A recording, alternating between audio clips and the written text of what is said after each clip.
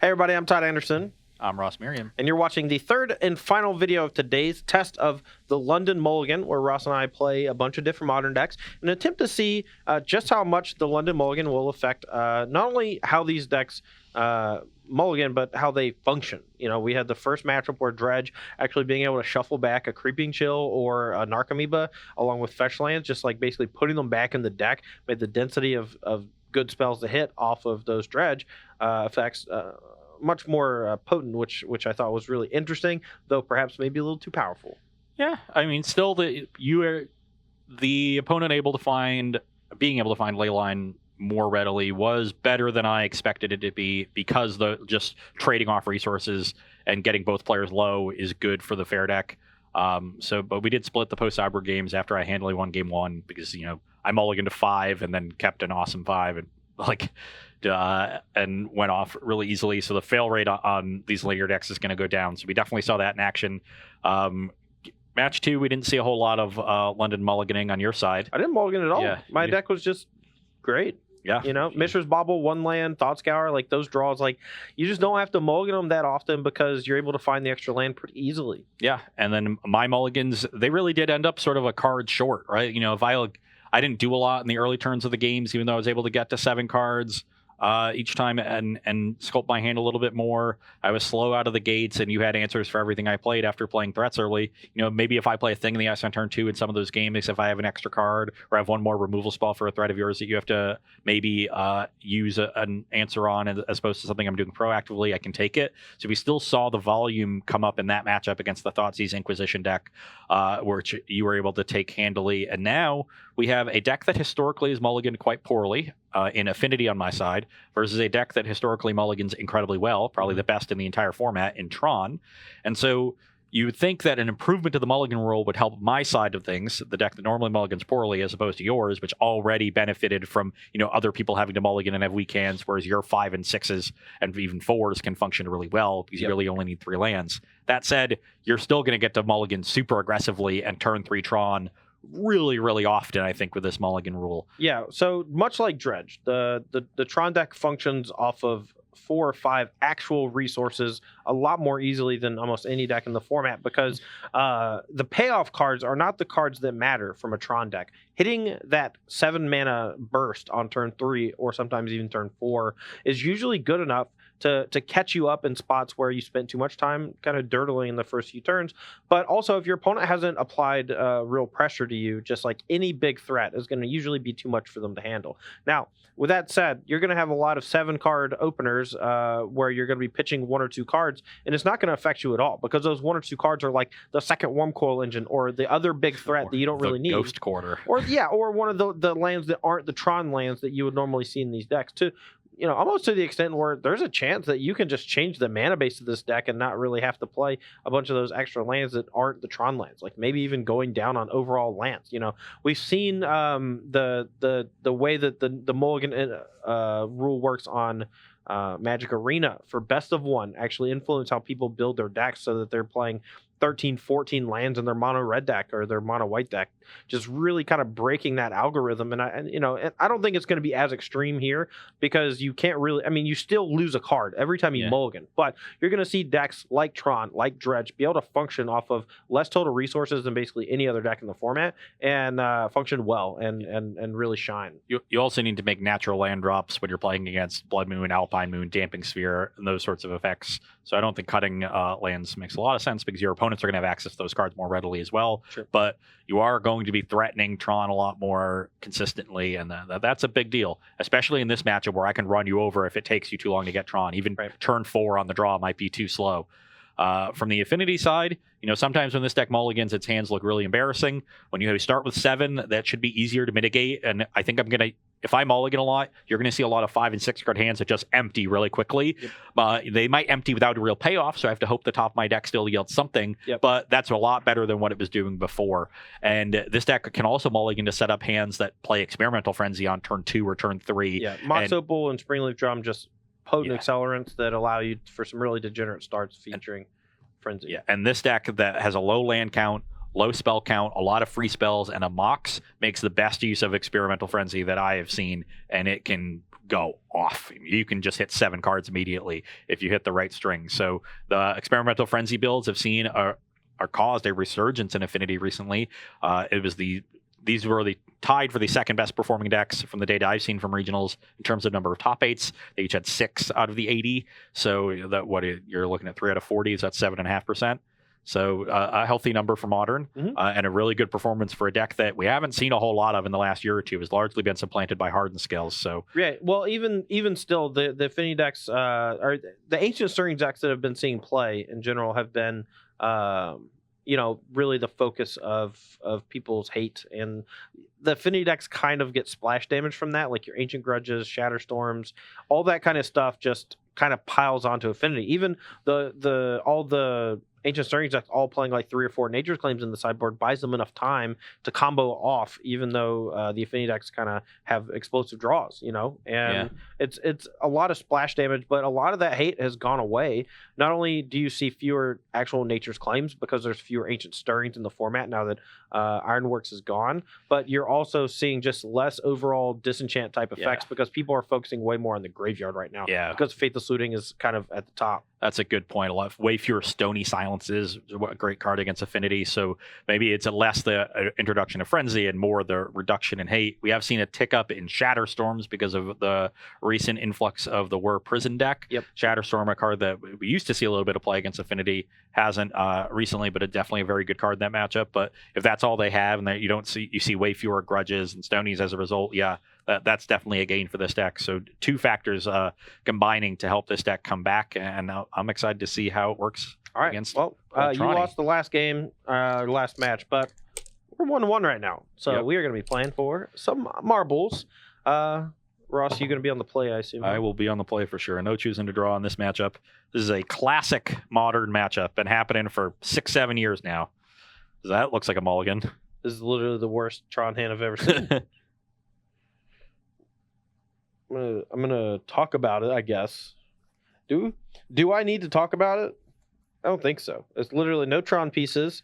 No way to find Tron pieces except a Chromatic Star. 2 of the big boys and a Ballista. If the mulligan rule where you had to go down 2 cards and didn't get a scry, I would snap take a 5 over that with no scry. Oh yeah. Maybe a 4. It's close. Yeah. All right. Well, I'm mulliganing out of sequence. Though, so I have a slowish hand, but a kind of powerful one. It's a turn 3 Frenzy, but is that good enough in this matchup? I don't know. Maybe. It's not doing a whole lot outside of that. And you're on the play. And it would be very weak against a Ballista. It does have some counterplay against some of Todd's cards with the lands and this plating. I mean, if you have like turn 3 Frenzy and a plating, I think that's fine. Yeah, it's kind of slow, but it's pretty powerful. I think I'm going to keep it. Yeah. All right. Well, I'm also mulliganing, so let's take a look at another 7. Got 2. Ooh, we got 2 Urza's Mines, so we can throw one of those back. And we got a power plant. This is perfect. So now we have 2 mines and a power plant, and we're on 6, so we just throw one back, and then we have turn 3 Tron. Perfect. Drum. All right. Oh, we just natural Tron. Great. All right, your turn. Easy game, easy life. Yeah. Ravager Drum. Pass the turn. Jesus. Okay. Let's just go green. Someone's crying, and I'll get the mine. No, I already have it. I'm just gonna get another tower or get Sanctum. I think I'm gonna get Sanctum.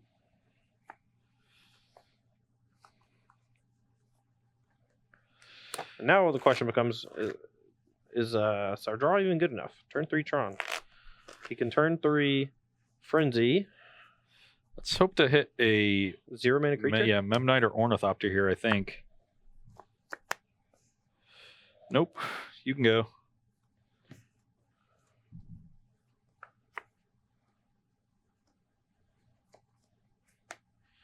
All right. I'm just gonna minus on the Experimental Frenzy, I think, because that's like your draw seems a bit anemic from my side. Other than that, and if you send a bunch of things at Karn, I'm actually just fine with that next turn. That is a weird card to have if you restart the game with Karn, but I don't think I'm going to be restarting the game with Karn. Yeah, I think that's just out of the question. Got another Frenzy.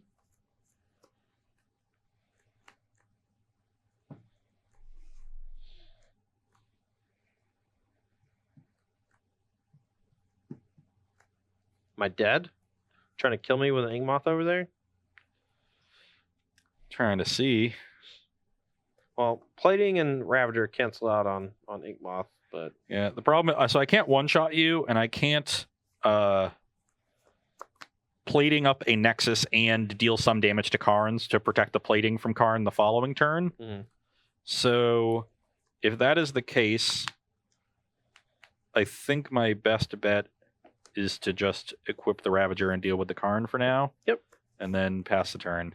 If Todd tries to deal with this Ravager, I still have a mana up, so I can activate one of my Nexuses and go from there. And that is unbelievably good. yeah. So we're gonna play a 4/4 Ballista, which is gonna trigger Sanctum. And I think I'm just gonna go get another Karn so I can make sure I can deal with a big Ravager, and then use Ballista to kind of pop off the rest. We can set up for like 2 turns from now and go get Ulamog. But I want to have a good turn next turn. I think Karn is just the way to do it. Nope, that's not how Sanctum of Ugin works. I'm stupid. I have to go get an Ulamog. I guess I could go get a World Breaker. We don't have a green in hand, but we can... I guess we have Chromatic Sphere. Yeah. Why do I play Affinity? I don't know. We'll get World Breaker. This is what happens every I'm single a time I big play dumb this dumb when it deck. comes to Sanctum. I wanted to hit the Ornithopter off the Frenzy, draw the following turn when it's horrific. Oh, God, World Breaker is unbelievable. Makes you feel any better. I need to draw a land to be able to cast it next turn.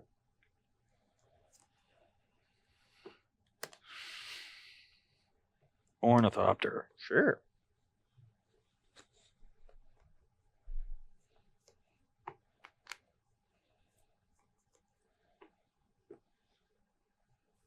Do. No.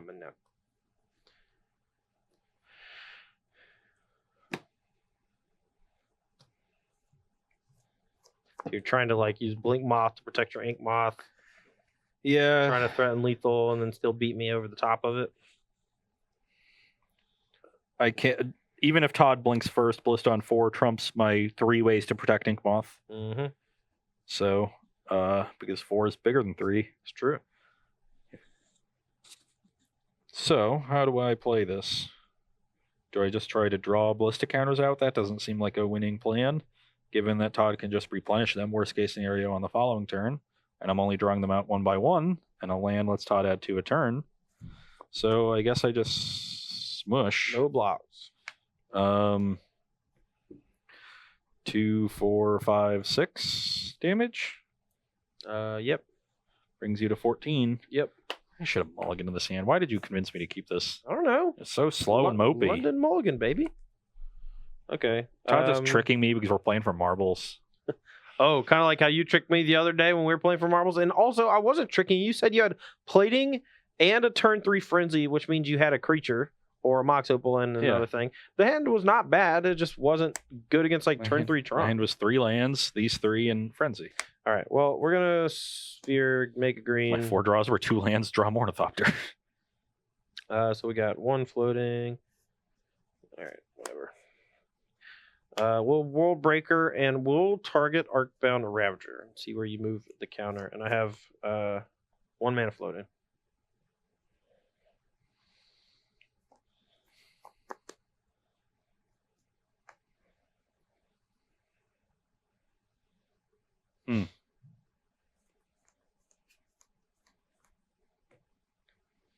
I guess because of plating, sacking the drum doesn't do a whole lot, so I probably shouldn't do it.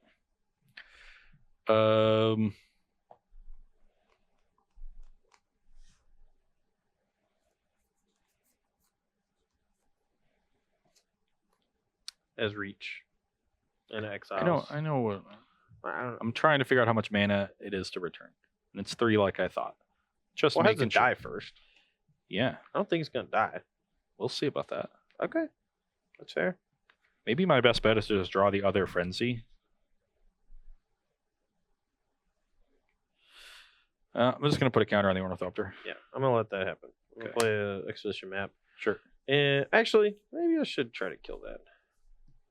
So plating on it, it's like pretty good. I guess I'll just wait for you to equip. I'm gonna say go.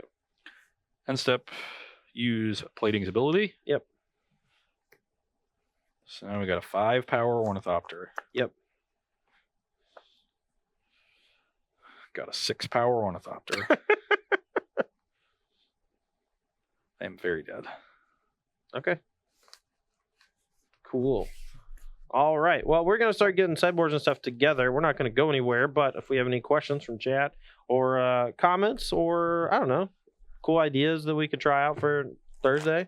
I have to wait to get some new ones, but I do have an old one. What do you feel is the best tribal deck in Modern right now?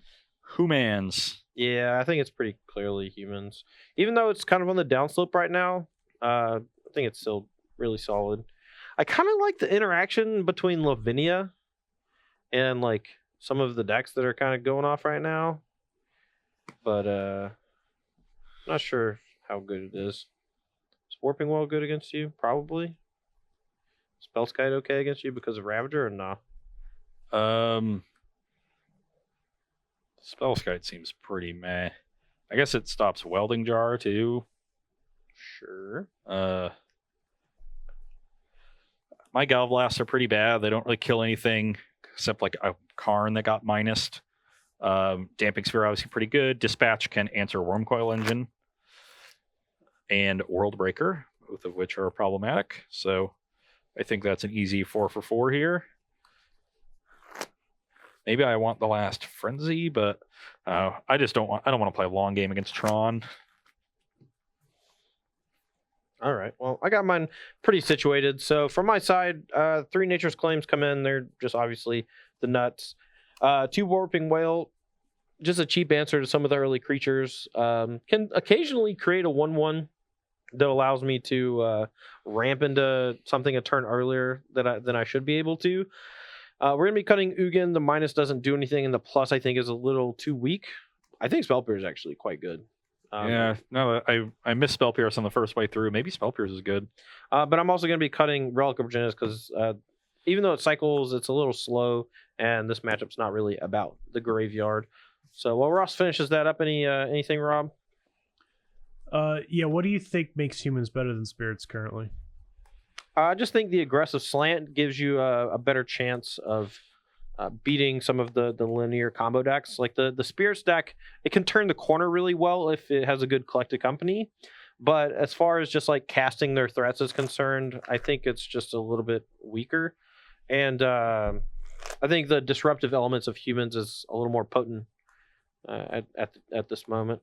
Also, with Death Shadow coming back, humans was always pretty good against Death Shadow, and I think that's pretty important. And I think humans is significantly better against Phoenix. They main deck Thalia, which is their best card. Their curve is a little bit lower, so they can recover from thing more easily. They have a bunch of Reflector Mages to help there. Yeah, it gets a lot harder to transform Thing Ice when you're always under duress from Reflector Mage or Image on Reflector Mage.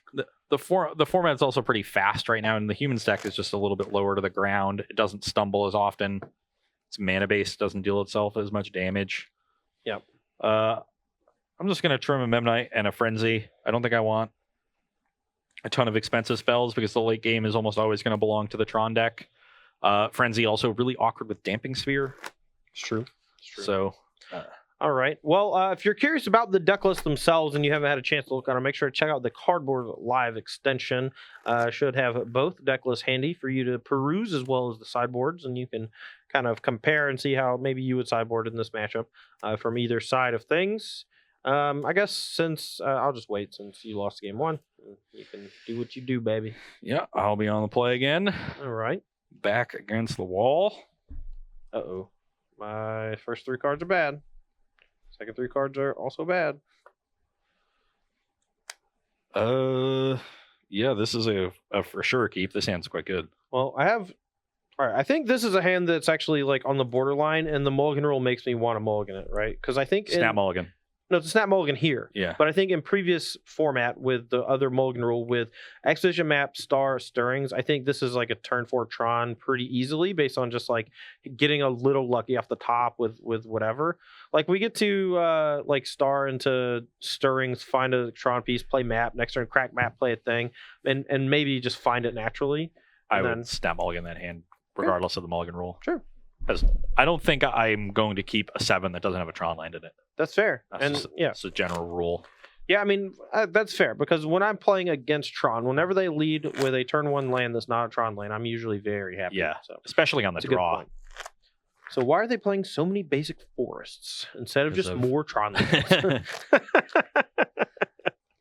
That's what we need in Modern Horizons, is more Tron lands. Yeah.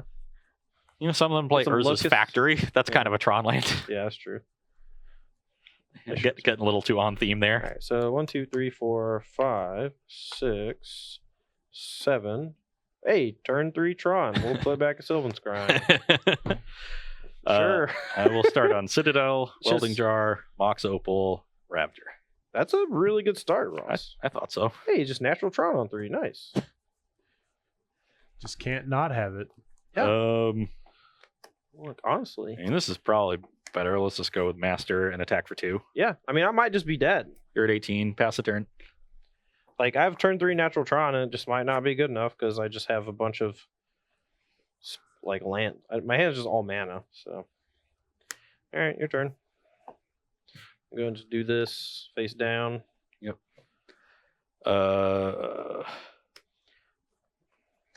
Play an Arcbound Ravager. Yep. Sack this Opal to the Ravager that can attack. Play another one. Play a Signal Pest. So I have 3 7 artifacts total. So this is an attack for 11. 10. 10. Yep. Okay. Brings you to 8. Yep. Pass the turn. I'll get a Sanctum of Ugin. All right, I am dead. All I have is literally mana, and I'm getting attacked. So whatever. Yeah. I can play Forest, look for Ballista. and cast it as a chump blocker for this, but I think I'm still dead to Signal Pest plus these with Ravagers just attacking in. So this is 3, 4, 5, 6, 7, 8. Yeah, this is 8 by itself. Yeah. So just a really nutso start from Ross, and Obviously, with like, a if you turn 3 block Tron, this, just I can generate 4 more just by sacking artifacts. So. right. I just had nothing to do with it, so damage throw off the top would have been good. You know, and this is another thing like with Dredge where like my opponent can just race us with their natural linear draws, but also if they draw their hate card, you know, I'm so focused on just hitting turn 3 Tron that I actually had no protection there from a Dampening Sphere. And honestly, like, what are you drawing there? What are you casting there on turn 3 that can possibly stabilize? A Ballista on 3? Is that maybe. Is that even good enough? I don't think so. You get to kill the Signal Pest and then block and then chump block. You're probably still dead to the Ravagers. I agree. Yeah, because I have. Your draw was nuts. Yeah, that's 8 damage exactly. Yeah, you turn 2 Master. Your draw was nuts. So Ballista on 3 doesn't do it. Karn certainly doesn't do it. Worm Coil doesn't do it because of Ravager. Are you really just going to go through every card in the deck? Yeah, I'm trying to think if there was anything there. I don't think so. You know, that's the downside to playing Tron. You don't really interact on the first 2 turns. Okay. We have all the payoffs now, but only 2 Tron pieces and no way to find the third. I'll just take a mulligan. Yeah, I think I would mull that on 7. I would keep on 6 or 5. Well, it's all 7s, so. All right, so far we've mulliganed all 3 games, and games 1 and 2 we were able to find turn 3 Tron pretty easily. Game 1 we had multiple payoffs. Game 2, the draw from Ross was a little too fast, but if we had been on the play, we might have had time to do something, but his draw was a little too tough. Now we're on the play for game 3, and now we're getting put to the test. How is your 7, Ross? Because it doesn't look like it's pretty mana heavy, but it's explosive and has a couple different threats in it. So I think it's a keep. Like, it would certainly be a keep if I'm mulligan and I just put one of these lands away. So I don't think I'm doing significantly better on 6. Okay, I am keeping, and I will put an Ulamog on the bottom of my deck. Seems like an easy one. All right, we'll start off with the Chromatic Star. Okay. I like seeing not map. I will start off with Inkmoth Nexus. So what is going to happen next turn? If I play these 2, then next turn I can still play everything, but I don't think there's any point in not just leading on the drum. Okay. And Opal and pass the turn.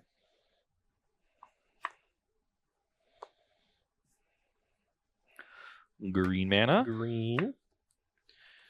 All right. We'll go Sylvan Scrying. Not turn 3 Tron. Yeah. Whew. You're lucky. I'm just going to get O-Stone on 4 and die. All right, we'll get mine. That way, if we naturally are tutor for tower, we can play it as our last one and then potentially play Oblivion Stone. That sequence is fairly common from Tron players and something to always keep in mind. Sure. I guess they're both Glimmervoid. So we'll play Ravager. Now we've got 3 artifacts. I will play a Signal Pest, and I'll pay 2 life. I guess I'll just play a Drum, and then tap these, pay 2 life, and play a Vault Scourge. Okay. So I am at 18, and I will pass the turn. So I've basically played my hand on turn 2, which is pretty good, but I don't have... Go. Can I... So this is 3, 6, 7, 8. I'm 2 short of Infect killing you, but I would run afoul of any removal spell. Tap Warping Well. Oh, no, I guess you kind of would get hit by Warping Well, too. 2, 4... Well, now I just have lethal. So... Cranial Plating. Okay. Activating Moth. Okay.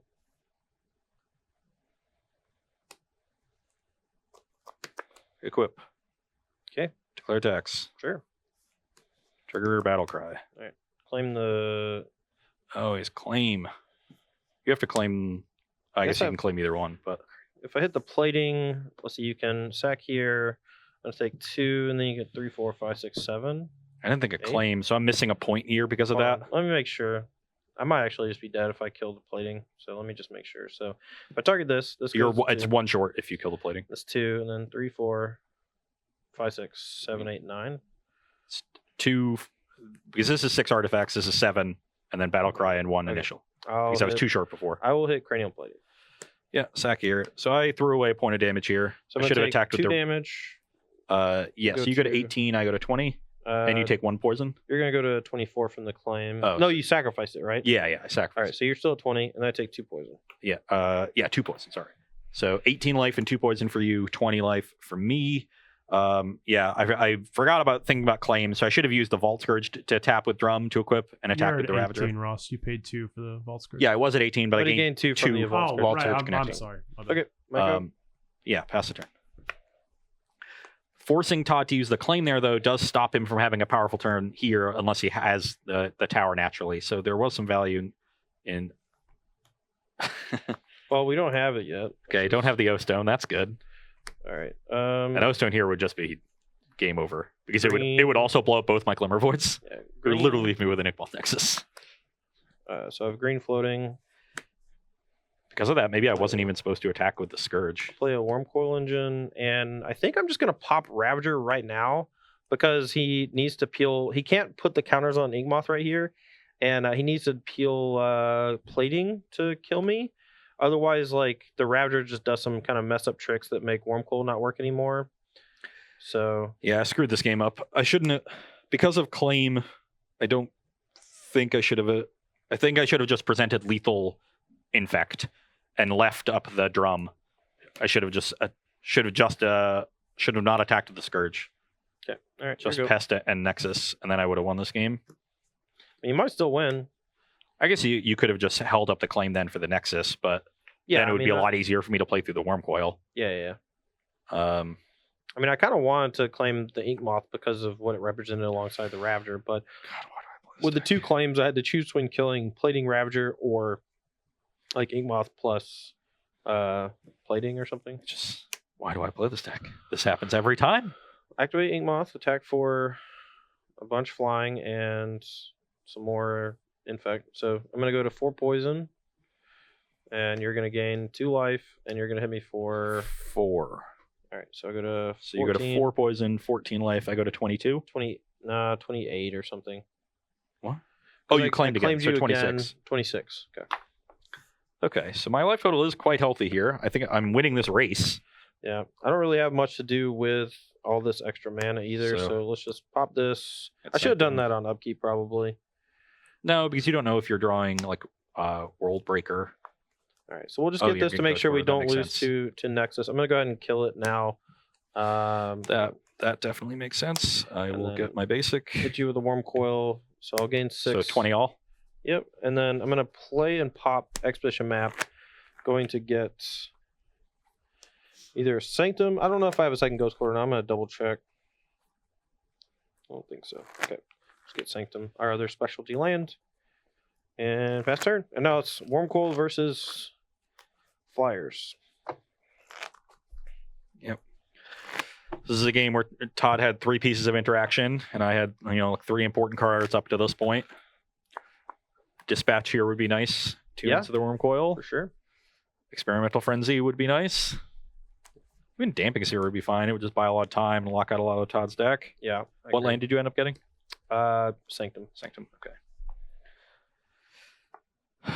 Dark Seal Citadel, not so good, but that's what happens every time I play this deck. Why do I do it to myself?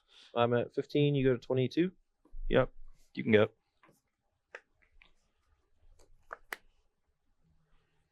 Alright. We'll play the Sanctum. Attack for 6. I go to 21, you go to 16, and pass the turn. Attack for 5. Yep, 16 to 18. I gain 2. Sure. So, yep, you can go. Alright, attack. I'm at 12, you're at 22. Go. Todd's acting a little too confident over there. He's got some piece of interaction, sure. So my next good draw is still dead, but that's never coming because this happens every time I play Affinity. It's literally every time. Salty much? I gave up. Salty much? I just can't. I made a vow about 14 years ago to never put Ornithopter in a deck I ever played with ever again. Yeah, I did that same thing in 2011. I broke that oath at a Pro Tour in Hawaii in like 2014 or 2013. Whichever one I played, Heliod's Pilgrim, Insult Artifact, right? Right? It was awful. I did bad. Yeah. And now I will also never play it again. So 6, Dilly 6. Yeah, You're at 16. I'm at 14. You can go. I won for the Pro Tour with Affinity and then vowed to never play Memnite. Mine was Memnite. You're 8 at 22. Yep. Your turn. So I got to the point where I'm canceling out the life game, but now my life total is getting quite low. And classic. So I think I can attack one more time before I start trying to block. You go to 16, I go to 10. Yep. Pass. Attack. I'm at 4, and you're at 22. All right, I'm going to play an Oblivion Stone and say go. That was a good draw. Oh, look, another Ornithopter. This is unreal. Zero amount of spells are good, right? So, I am dead. You're dead. Well, not. No, I have to attack. No, I'm at 4. You're dead. Yeah, I am dead. So no matter how, I can't get up above 7. So the Wormcoil is lethal, and no matter what I do, Todd can end a turn, pop the O Stone. If I regenerate, the creature's tapped or it dies. He'll be left with 6 power still because of the Wormcoil, and I cannot get above 6. So I am dead after this heinous series of draws. Obviously, it's going to be like Ravager, Plating, Frenzy. Oh yeah, Plating. Past would have been okay. I mean, I just want to point out, my draw was also not that good. Spell Pierce, not so good. I could have put the counters on the Vault Scourge at some point, and I could have not. The key thing, and that's a real subtle thing. I don't play a ton of Affinity, but playing around removal spell into removal spell by holding up mana for your Nexuses, and that would have forced Todd to hold up the second claim, because if you pop, you can't pop it early because then I kill him with poison. Yeah. And forcing him to hold up the second claim means that my Ravager gets to hold off the Wormcoil for a little bit. It still would have been rough after that sequence of draws, but I might have had time to draw into those platings and then maybe use those platings to do something. But the O Stone still would have been problematic for sure. Yeah. I think the biggest takeaway for me is that I was able to hit Tron pretty consistently in all 3 games. Now, Tron always is going to suffer against decks that can apply enough pressure to them so that a turn 3 Tron draw is not good enough. And when you occasionally back it up with a little bit of hate, whether it's Damping Sphere, some sort of land destruction, or Blood Moon, or what have you, those are going to be combined with those explosive draws is going to be where the Tron deck struggles. Now, the sideboard spells of Nature's Claim and other things like that can usually buy you enough time to allow those better natural Tron starts thanks to the London Mulligan, to really flourish and ultimately like figure out a way to bloom as the game progresses. And I just, I didn't, I mulliganed every game, but I had Tron on 3 every game. You're turn 3, and then turn 4. But the game you had turn 4 Tron, you had two pieces of interaction. Right. So I mean, that's basically just as good as turn 3 Tron in my book. So yeah, 3 good draws despite mulliganing every game, and we've seen Tron do this before.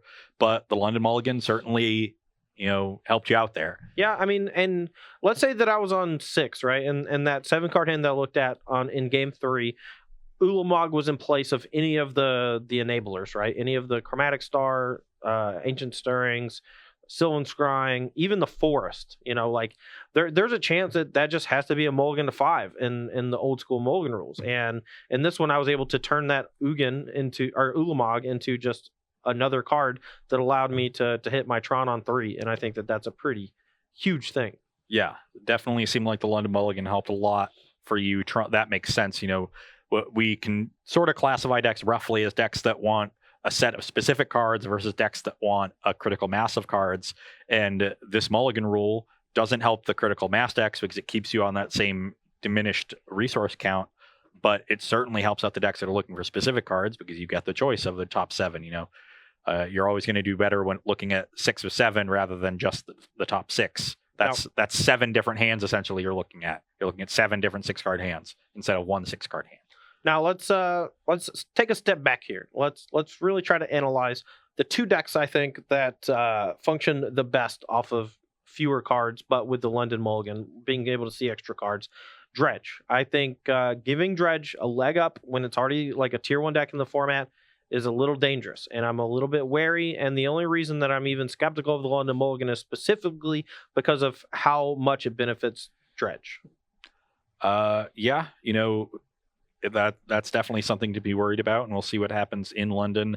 I'm more worried about what the secondary and tertiary effects are going to be, what the cascade is going to be, because it's pretty easy to figure out what step 1 is. Like, play these decks that benefit from the mulligan rule, but then the metagame reacts to them. And what is that metagame? An increased dredge metagame means worse for burn. Burn is another deck that gets worse with this mulligan rule because your opponents are going to be able to find their pieces of interaction faster, find their right land drop so they don't deal with and they're also a critical mass deck. Yeah, and that deck's a critical mass deck, so it doesn't gain as much from the mulligan rule. So burn loses on 2 fronts there. It's a stage 1 loser because it doesn't really get helped out by the change directly, and it indirectly gets hurt by dredge getting better. So, a metagame where Dredge gets significantly better and Burn gets significantly worse. Now, where does that head? That probably helps Tron. Tron is a deck that can main deck Graveyard Hate. Ugin is a really good card against Burn or against Dredge, so is Wormcoil Engine. Yep. Like, you can beat them straight up, especially if you have a quick Tron draw. Yep. So, and you're bad against Burn historically, so Burn getting worse helps Tron. So we're looking at a metagame now where Tron gets better. That also makes the metagame a little bit less interactive because you want you want to be less interactive against Dredge. So maybe something like Storm gets better. Again, losing a bad matchup in Burn. So all these things cascading. As long as we end up in a steady state that is healthy, it's fine. We might have a week or 2 where Dredge is really good. And we saw that happen even after just chill last fall. There was the Open in Dallas where, there's like 4 Dredge decks in the top 8. It lost the finals, but it was everywhere. And then people adjusted. They didn't have to adjust too much. There's a little bit more Graveyard Hate in the metagame. Now we're seeing people complain about Surgical Extraction, but as I said earlier, that's not really a Graveyard Hate card. $80 Sideboard card. It's just an Arclight Phoenix removal spell that happens to be good against some other decks, so it gets played a lot. But I want to see what happens when we start looking past just Dredge is good, and you can see that thought process brings me to a lot of things. Maybe Tron gets better, maybe Storm eventually gets better. It'll take 2, 3, 4 weeks, maybe longer, for all of these effects to play out. Yeah, but I always want to be looking ahead. And yeah, everybody knows that Dredge is good, but Dredge is a deck that even with the London Mulligan rule, if you want to beat it, you can beat it. You could have won both post-Cyborg games we played today if you just make one decision differently and put 2 ley lines on the battlefield. Yeah. You would have had turn 0 ley line with a reasonable follow-up of both games because of the London Mulligan. And we saw in game 1 or game 3 of that match, even when I answer it, I wasn't able to have everything. Right. Like at that point, the Dredge sort of becomes a critical mass deck, right? You need 2 lands, you need an enabler or 2, you need a dredger or 2, and you need an answer to a hate card or 2. And you're not sure which 2s you need because of Thought-Knot Seer and discard spells, and if they have 2 ley lines and things. And if you add all those up, sometimes it adds to a number that's more than 4 or 5, and that's the number of cards you're on. Yeah. And you add the 3rd land instead of something you needed, and that gives the other deck time to just land their Thought-Knot, land their Smasher, attack you, or what have you, any whatever they're playing. So maybe week 1 Dredge is better, but I have a hard time believing that that's going to last over and over because of how self-correcting any Magic metagame is. Alrighty. Well, that is all the Magic we have planned for today. Do we have any pressing questions, Rob, from Twitch chat? I don't really have any questions. No. Alrighty. Okay, Well, how about some subs? we got We some do have subs. some subs. We got List them 4 all. subs today. The Scarab 463, Nico 1929, Wolfman 1776, and Chaotic Joystick. So thank you for subbing today, and thank you to all of our other subs as well. We appreciate y'all Oh yeah. stopping by. I have a question. When are we getting a marble emote? All right. We need to get on that, Rob. You You don't have much All power here, but I think we got to talk to the people out there. yeah, that one. probably. Because It's been a streaky, the marbles have been streaky. This is now 3 shows in a 3 row? shows in a row. We'll see if Okay. I can hold on to them on Thursday. We're going to be doing a little more modern in preparation for this weekend's event, which is, of course, SCG Philly. This is going to be a modern open where I will be doing commentary alongside Ryan Overturf. And honestly, I do not know who the other 2 commentators Cedric are. and Patrick. Cedric and Patrick. Yep. Hey! This opens in a casino. Hey! So I think it's pretty easy to tell which one Cedric and Patrick are going to be taking. So Thanks, Cedric. not a big surprise on that one. But it is a great set of commentary teams. You can catch Hey, all the coverage there starting 10:30 Eastern time. That's now Eastern Daylight Time, not Eastern Great. Standard. Cool. Starting 10:30 Eastern time this Saturday, running all weekend. Get 15 rounds of Swiss, 3 rounds of the top 8. They'll be subbing in and out between those 2 teams. I will be in the Valley Forge Casino and Convention Center at the tables playing some Is It Phoenixes. And some blackjack. No, I'm not a gambler. So I will be at the Magic tables all weekend. If you can stop by in person, please do not hesitate to come up and say hi. Be happy to sign anything, do chat a bit, whatever. Todd will be around doing coverage, as he said. If you're not able to, right here at twitch.tv/SCG Tour, catch all the action there. Going to be a fun weekend of Modern. Hopefully I get to call some people. You want some flappy flaps? Yeah, some little flap. All right. And just for clarity's sake, this weekend's Modern Open is not using the Mulligan rule, the London Mulligan. Okay. We are just testing it. So do not watch this video and think, oh, I'm definitely going to play Tron because this new London Mulligan. Please don't get me in trouble. Okay. Don't try this at home. We're All right. professionals. All right. Well, that's swear. going to do it for Versus Live today. Thanks for watching, everyone at home. Thanks for the subs. And we'll see you next time, Thursday, 1 p.m.